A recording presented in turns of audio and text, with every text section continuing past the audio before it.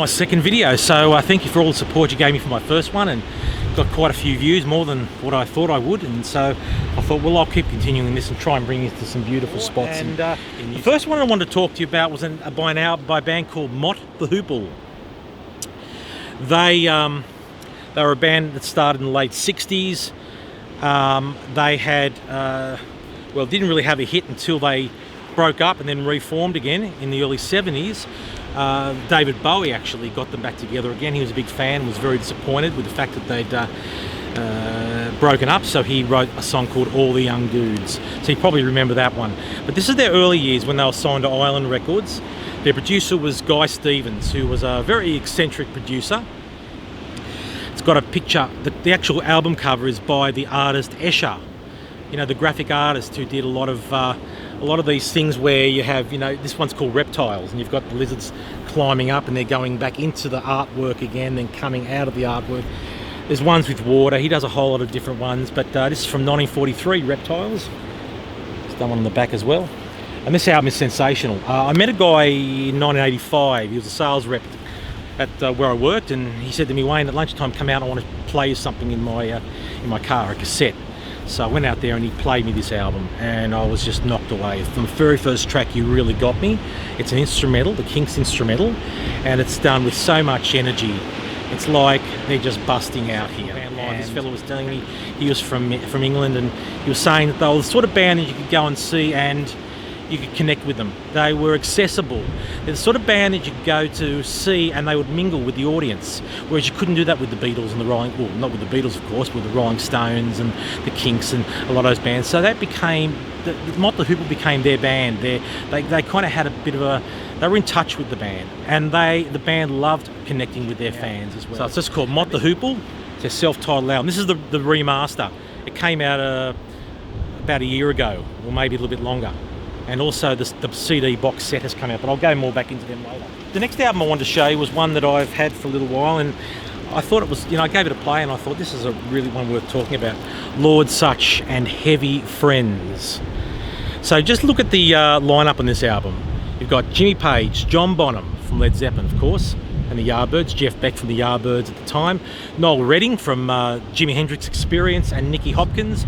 And Lord Sutch was one of the first, I guess, shock rockers. He used to put the makeup on, run around with scaring people to death on stage. He had a hit song in 1964 called Jack the Ripper. What I can say about this album is that every artist on this one is playing relaxed. They're playing hard.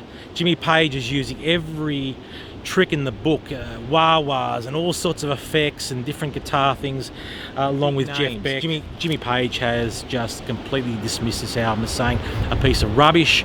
I don't agree with him. I think it's a great album. There's a new reissue coming out in a month's time or so have a look at that one. Lord Sutch and Heavy Friends. Good album. Third album I wanted to talk about was it's called Michael Viner's Incredible Bongo Band. So in the early 70s, there was a movie out starring Ray Milland. You might remember Ray Milland from the Dial M for Murder, Alfred Hitchcock. Well, by the 70s, he was not getting the big roles anymore, and he was doing a movie called The Thing with Two Heads. And Michael Viner was asked to write the music for that movie. So what he did, he put out a single. It was Bongo Rock, actually charted in the US, done quite well. So he put together this album called Bongo Rock. Now, one of the most important things about this album is the song Apache. When this album came out, it was used in the film and it was pretty much forgotten about. It was in the cheap bins.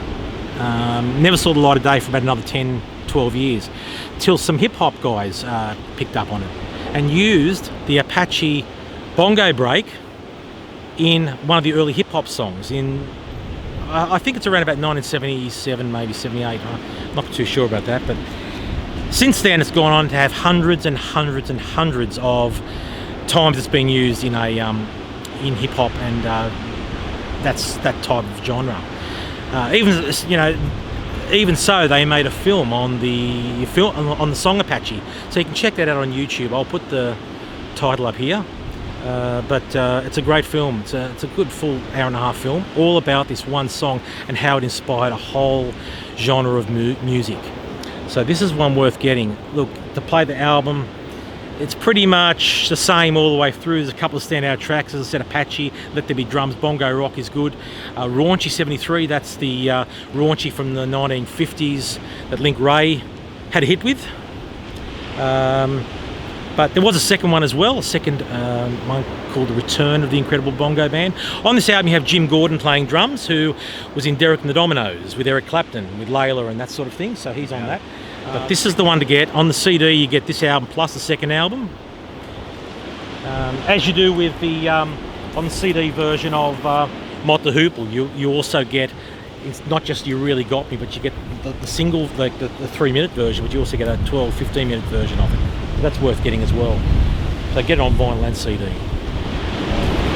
Okay, so that's about all for this episode. I'll see you in 2 weeks' time. I'll be somewhere else. Try and bring you some great views of this beautiful country. This is the Aussie Vinyl Guy. I'll see you next time. Bye for now.